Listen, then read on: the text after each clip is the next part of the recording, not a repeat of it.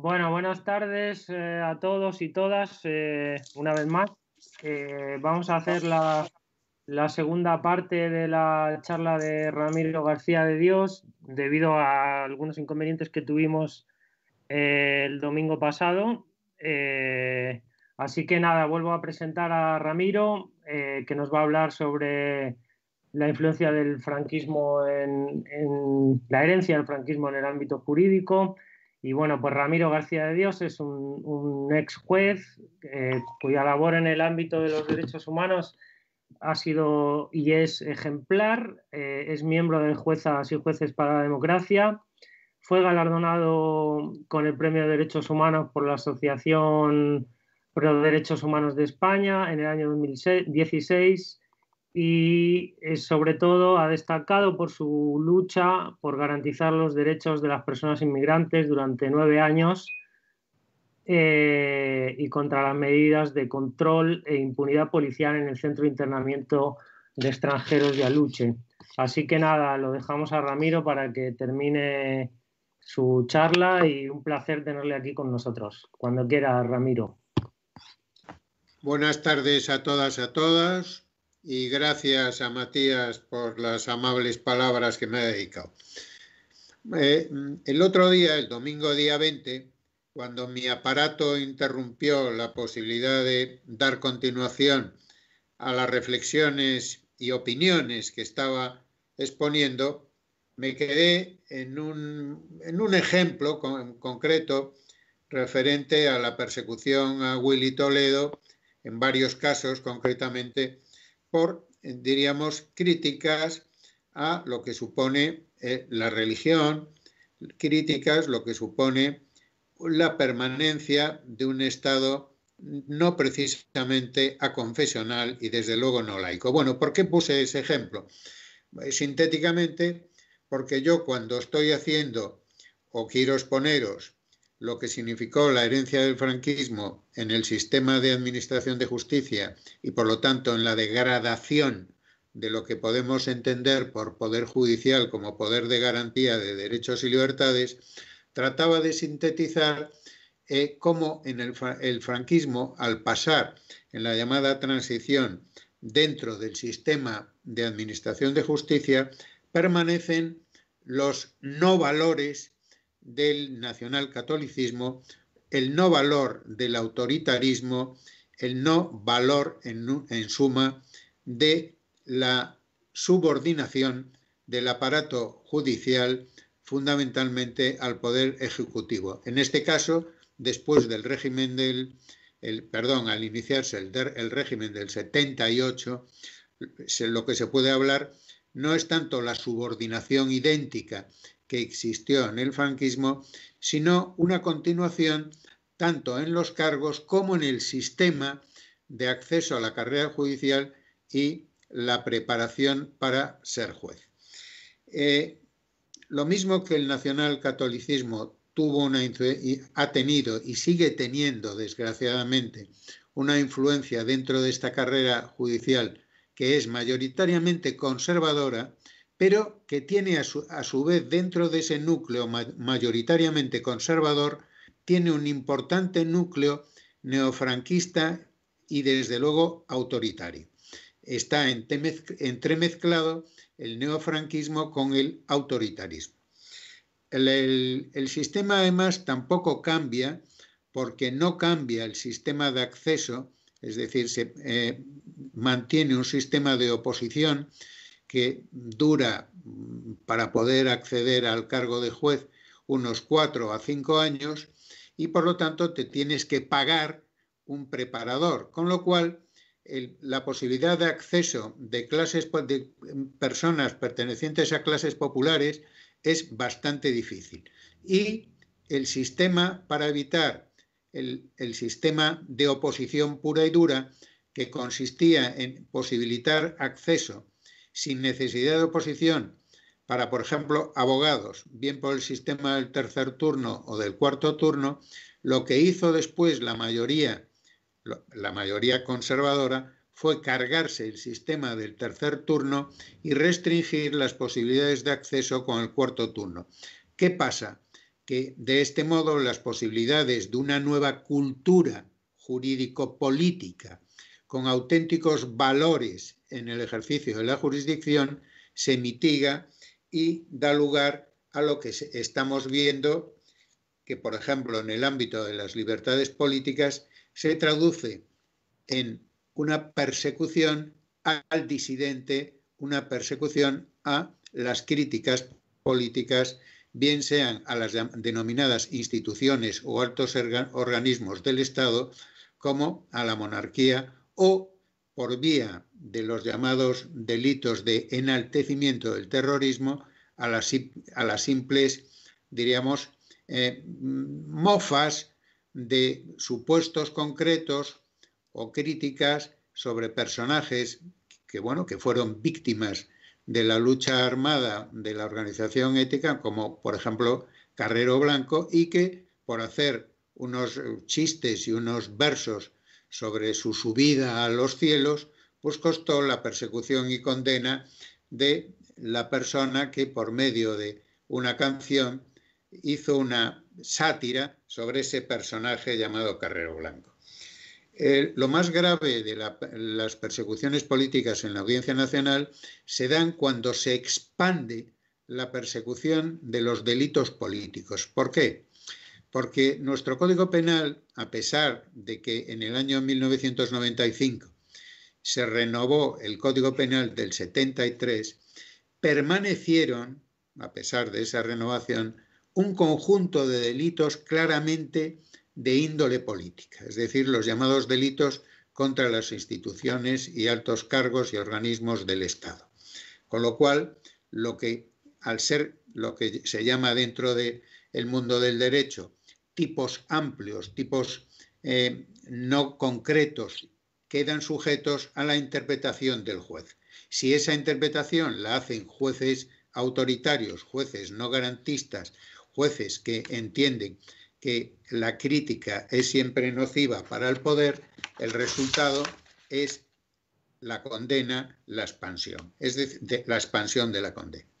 Se produce así, por lo tanto, una devaluación y degradación del poder judicial como poder de garantía. Pero a su vez, la transición mantuvo en relación con el poder ejecutivo una política de nombramientos. Me refiero al sistema de nombramientos a través del Consejo General del Poder Judicial, en que los dos ejes del bipartidismo, es decir, el Partido Socialista Obrero Español y la derecha, representada por el Partido Popular, se reparten los cargos en un auténtico sistema de pasteleo, pero no un sistema de pasteleo que vaya a contribuir precisamente a un sistema de garantía en los nombramientos. No, es un sistema de pasteleo que encima vulnera los principios elementales de mérito y de capacidad, con lo cual se nombra simplemente en ese pasteleo, se produce un nombramiento por intercambio, lo que se llama intercambio de cromos. Las injerencias, a su vez, del Poder Ejecutivo ya dentro de la transición y muy avanzada la transición, avanzamos en este ejemplo que voy a poner es ya de los años 86-87, por ejemplo, en el caso de la jueza Elizabeth Huerta, que investigando un delito de torturas del caso Lasa, en este caso, investigando, ella quería montar una rueda de reconocimiento de guardias civiles. Bueno, pues el gobierno y la Guardia Civil se conjuraron para impedirle que pudiera montar la rueda de reconocimiento.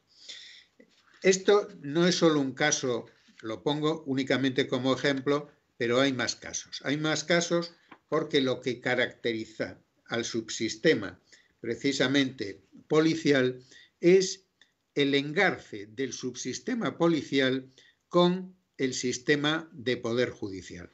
Engarce que en relación con el derecho penal y la persecución del disidente y la persecución de las personas que incurren en los llamados artículos del Código Penal contra las instituciones, órganos del Estado, que en mi opinión no son más que artículos que castigan la disidencia política y la crítica política, se traduce precisamente en una beligerancia del Poder Ejecutivo contra los jueces garantistas. Jueces garantistas que hemos sido siempre minoría y que además no hemos estado en cargos de poder, salvo alguna mínima excepción, mínima, dentro de estos jueces que yo podría decir que hemos sido minoritarios y somos minoritarios en la carrera judicial, se contarían con los dedos de la mano los que han llegado a algún tipo de cargo en, por ejemplo, presidencias de tribunales y, es cierto, algunos, muy pocos, al Tribunal Supremo o a distintas salas del Tribunal Supremo. Porque además, en el Estado español, la jurisdicción penal como elemento de represión de la disidencia se ve también la jurisdicción penal apoyada por la jurisdicción contenciosa administrativa, que tiene mucha importancia en relación con las sanciones policial administrativas que impone el subsistema policial y que además sale la declaración del policía con una llamada presunción de veracidad absolutamente incompatible con lo que debe de significar un sistema democrático. Es decir, hoy en día se está viendo con la aplicación de la ley Mordaza, en que la policía hace la interpretación que quiere, como quiere y donde quiere, y tú después tienes que ir a recurrir a la vía contenciosa administrativa, donde te encuentras que esa presunción de veracidad va a hacer muy difícil que gran número de sanciones, no digo todas, gran número de sanciones queden exclusivamente aprobadas en función de la declaración de los policías de turno. Otro punto donde vemos la degradación, o en mi opinión se ve la degradación del Poder Judicial y no el papel de institución de garantía, sino el papel de institución de represión, es precisamente a través de la jurisprudencia de la Sala de lo Contencioso Administrativo del Tribunal Supremo en materia de inmigración. En materia de inmigración, sintéticamente, lo que podemos encontrar es, primero, una legislación que es puro ejemplo del sadismo legislativo, que a su vez se ve amparado con un sadismo judicial que viene sustentado también en un sadismo policial en relación con el tratamiento de los migrantes, sobre todo irregulares. Pensemos simplemente en las fórmulas de racismo institucional a través de las cuales el subsistema policial hace y sigue haciendo el control de los migrantes sin papeles por medio de las llamadas redadas o controles de identidad por perfiles étnicos. Bien, ¿qué ocurre entonces, en síntesis, con esta continuidad de un sistema judicial que no ha sufrido en realidad una modificación de los parámetros de actuación y se mantiene dentro del ejercicio autoritario de la jurisdicción? Pues bien, lo que se produce es que el Poder Judicial hoy, en mi opinión, sigue siendo un poder separado de las clases trabajadoras y de las clases populares y, por lo tanto, separado de la mayoría de la sociedad. Un poder, a su vez, separado, un poder desatento a las necesidades vitales de esas clases trabajadoras y de las clases populares.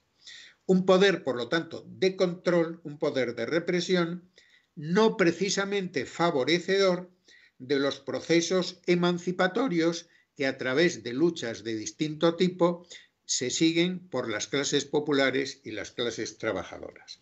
El ejemplo más claro es la persecución por parte del subsistema policial y del sistema judicial de esa nueva categoría, entre comillas, de pretendidos delincuentes a los que se denomina como los antisistema. Los antisistema que van cada vez ensanchándose más quiénes son los que son definidos como antisistema. Y quizás el caso más brutal dentro de los ejemplos que puedo poner, los diría en el caso de los jóvenes de Alsasua, en que una mera pelea de bar es tratada como terrorismo para evitar que sea juzgado en Navarra, se lo llevan a la Audiencia Nacional y les caen unas penas absolutamente desorbitadas. Otro ejemplo es las luchas en Cataluña. No solo ya me refiero a la sentencia del procés, no, me refiero al caso de Rodeemos el Parlamento, donde habían salido absueltos en la Audiencia Nacional y, sin embargo, el Tribunal Supremo, en una sentencia absolutamente aberrante, impone unas penas fortísimas a gente que simplemente se había limitado a una protesta, si se quiere, una protesta fuerte, pero sin ningún tipo, y quedó probado en la sentencia, en los hechos probados, sin ningún tipo de violencia sobre las personas. Otra parte donde este sistema de poder judicial que tenemos se ha quedado, o en mi opinión, ha quedado consolidada esa desatención, o si se quiere también en desidia judicial, ha sido en la negativa a investigar los delitos de lesa humanidad del franquismo so pretexto de la ley de amnistía. Como sabéis, solo en Argentina se sigue investigando este tipo de delitos con una gran dificultad. Lo mismo esta desidia judicial en la investigación de delitos de carácter permanente, por ejemplo, en el caso de los bebés robados, donde la desidia judicial ha sido prácticamente total. A su vez, la complacencia del sistema judicial con el subsistema policial se ha visto también en la desidia o dejadez para la no investigación de los delitos de tortura.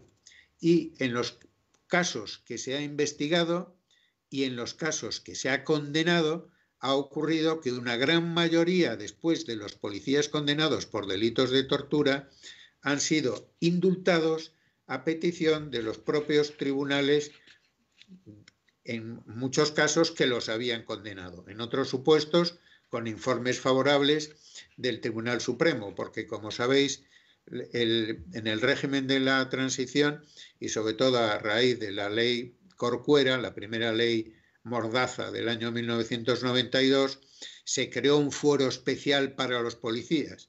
Entonces los policías solo podían ser juzgados por delitos de tortura por las audiencias provinciales y después por el Tribunal Supremo. Es en el Tribunal Supremo donde encontraban un gran amparo, una gran complacencia.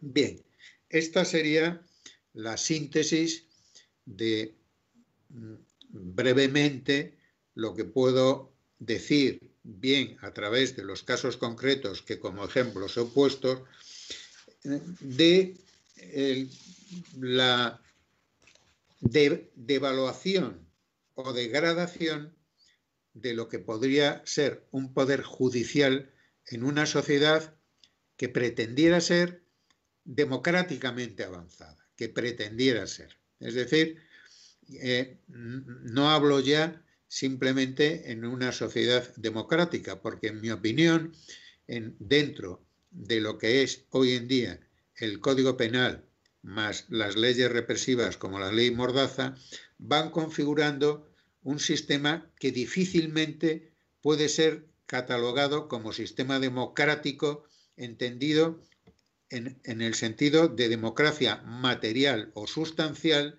que garantice derechos fundamentales básicos de las personas: derecho a la vivienda, derecho a la educación pública de calidad, derecho a la sanidad gratuita, de derecho, en suma, a desarrollar su proyecto vital o sus proyectos colectivos o comunitarios vitales para alcanzar en ideales utópicos una sociedad sin clases, una sociedad sin opresión, una sociedad sin represión.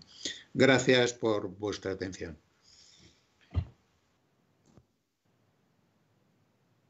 te queríamos preguntar que hay una pregunta que hace referencia a una cosa que dijiste en una entrevista sobre que la policía tiene como un poder propio. No sé, queríamos saber si podrías desarrollar un poco esa idea. Sí.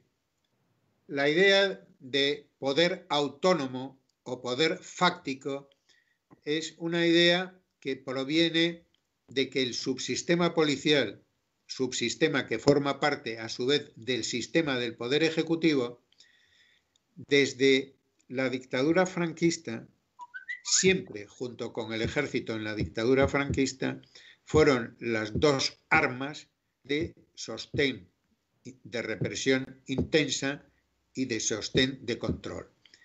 ¿Qué pasa?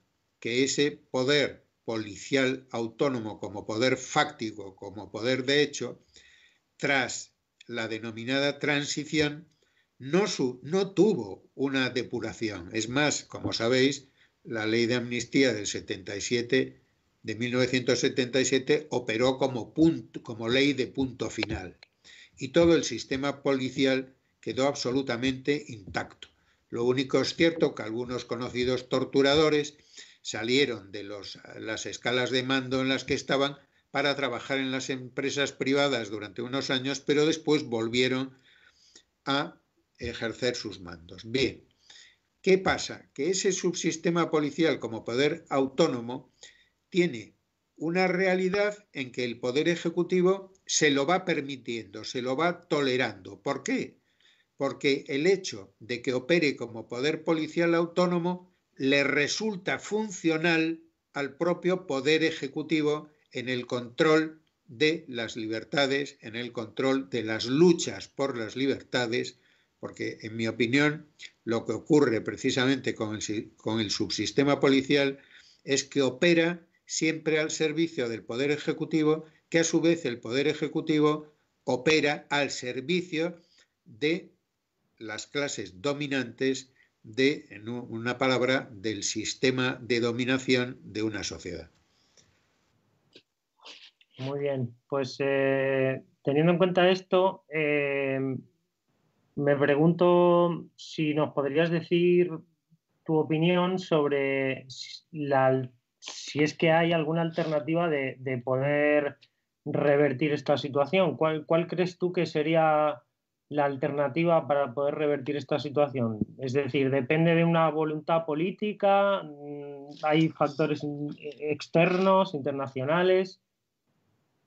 En mi opinión, la posibilidad real de una transformación del sistema de justicia o del sistema de poder judicial y la concepción de un poder judicial de garantía de derechos y libertades va a depender de que las luchas de las clases populares logren precisamente un avance en la consolidación de lo que podemos denominar dentro del sistema de llamadas democracias representativas un salto a sistemas de democracias participativas en que precisamente las clases populares tengan mucho que decir en dos planos. Primero, en el plano de la elección de jueces, y aquí me refiero sobre todo a la elección de jueces de primera instancia o primer nivel,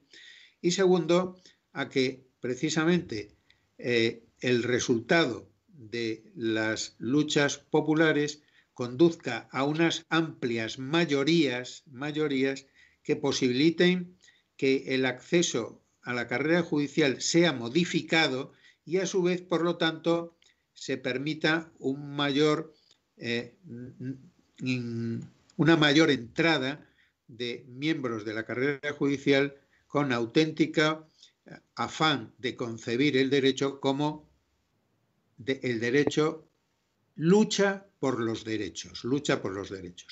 Esto, como veis, es simplemente un avance, pero no supone una transformación de la sociedad. Es un avance que sería importantísimo, pero un avance para abandonar una sociedad que haga de la represión y que haga del control que deje de hacer de la represión, mejor dicho, y que deje de hacer del control las vías de evitación de las luchas por horizontes utópicos, solo será posible cuando se produzca una transformación y, por lo tanto, el poder pase precisamente a las clases populares, pero entendido a su vez el ejercicio del poder sin control-represión.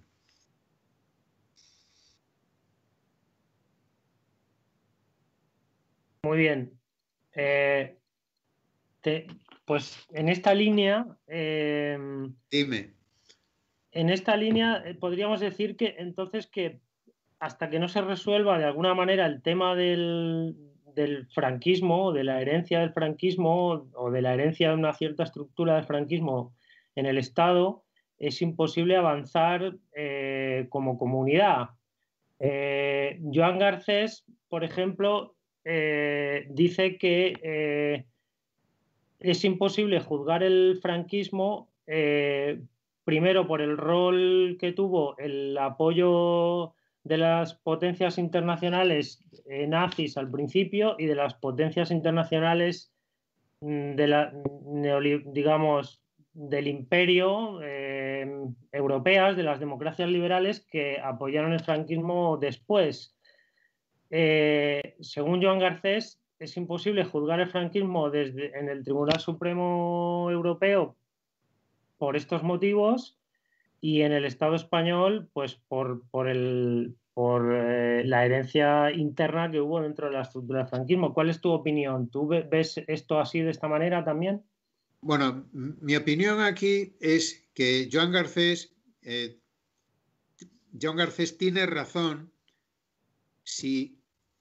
porque yo creo que él parte de lo que supone la Constitución vigente como candado, como cierre que evita eso. Es decir, yo creo que simplemente si unas mayorías populares tuvieran unas mayorías absolutas, no solo absolutas, para modificar las leyes orgánicas y derogar, por ejemplo, la ley de amnistía, yo creo que sí se podría juzgar delitos de lesa humanidad cometidos por personas que aún vivan dentro del sistema franquista, bien como autores materiales, bien como cooperadores necesarios o bien como cómplices. Lo que pasa es que, evidentemente, a los años en los que estamos, pues quedan ya muy pocos de esas personas que pudieran ser juzgadas como autores, cooperadores necesarios o cómplices de delitos de lesa humanidad. Digo, me refiero a cargos. Otra cosa es la investigación precisamente de los delitos de lesa humanidad en relación con personas incluso que ya hayan muerto, aunque no se las pueda condenar porque han muerto, pero que sí se pudiera determinar la participación que tuvieron en ese tipo de actuaciones de lesa humanidad. Por ejemplo, yo pongo un ejemplo muy sencillo. Si se deroga la ley de amnistía en el aspecto que afecta a los crímenes de lesa humanidad del franquismo, se podría hacer una condena simbólica, un ejemplo muy concreto, de Manuel Fraga Iribarne. Se podría hacer.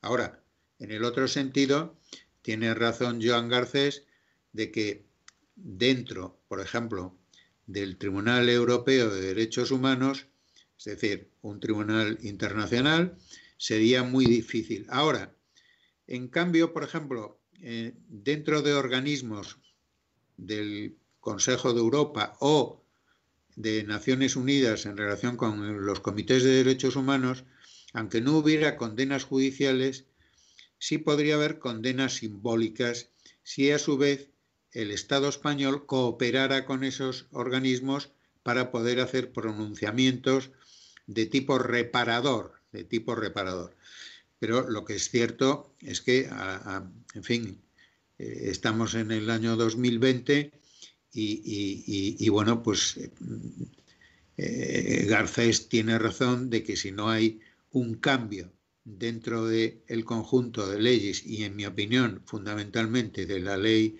de amnistía de 1977, pues viene a ser imposible. Lo que se pretende ahora con la llamada ley de memoria democrática es un poco tratar de investigar una serie de delitos cometidos por el régimen franquista, pero a efectos de una investigación simbólica. Hombre, es un paso, pero efectivamente no va a ser un pronunciamiento de condena del franquismo. El pronunciamiento de condena del franquismo desde un punto de vista material, sustancial, real, tendría exclusivamente que venir de un cambio de la estructura del Poder Judicial, en una palabra, no solo la derogación de la ley de 1977 de amnistía, sino del sistema de administración de justicia en el Tribunal Supremo, haciendo que los delitos de lesa humanidad cometidos durante el régimen franquista se considerasen como delitos imprescriptibles, o sea, que no han prescrito, y que, por lo tanto, sobre las personas que aún viven y que pudieran ser enjuiciadas, se hicieran pronunciamientos de condena, con independencia de cuál fuera el alcance de esos pronunciamientos de condena dentro de la llamada justicia restaurativa.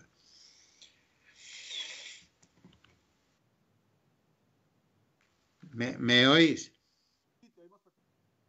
¿Me oís? Yo a ti no te oigo. A ti no. ¿Me oyes a mí? A ti sí, Matías. Vale, la última pregunta y cerramos. Entonces, podríamos decir que la única vía que tenemos es la vía argentina, que se ha abierto con la querella que estuvo Martín Villa declarando hace unas semanas en la embajada argentina aquí. ¿Crees que esa es una vía posible de condenar el franquismo por primera vez en 40 años? La vía argentina en estos momentos es, en mi opinión, la única vía posible para una condena judicial del franquismo en base a una concepción de precisamente el derecho internacional de los derechos humanos que posibilite a la justicia argentina condenar como delitos de lesa humanidad la represión genocida y terrorista del régimen franquista. Bueno, muy bien, pues hablando de estos temas, precisamente hoy es el aniversario de las últimas ejecuciones del franquismo. Sí, efectivamente, hace 45 años de las 5 últimas ejecuciones. Y ayer hubo un homenaje muy interesante organizado por la Comuna y algún otro colectivo que, bueno, está en YouTube y lo podéis ver, si lo puedes ver, Ramiro, si quieres. Muy bien, así lo haré, así lo haré. Vale, así que nada, pues lo dejamos aquí, nos despedimos. Pero como me dijiste, no corto todavía, ¿no? Claro, no cortes y ahora nos despedimos nosotros. Cortamos el vídeo aquí y bueno, pues muchas gracias, Ramiro, por la paciencia y por tus palabras. Bueno, muy bien, gracias a vosotros.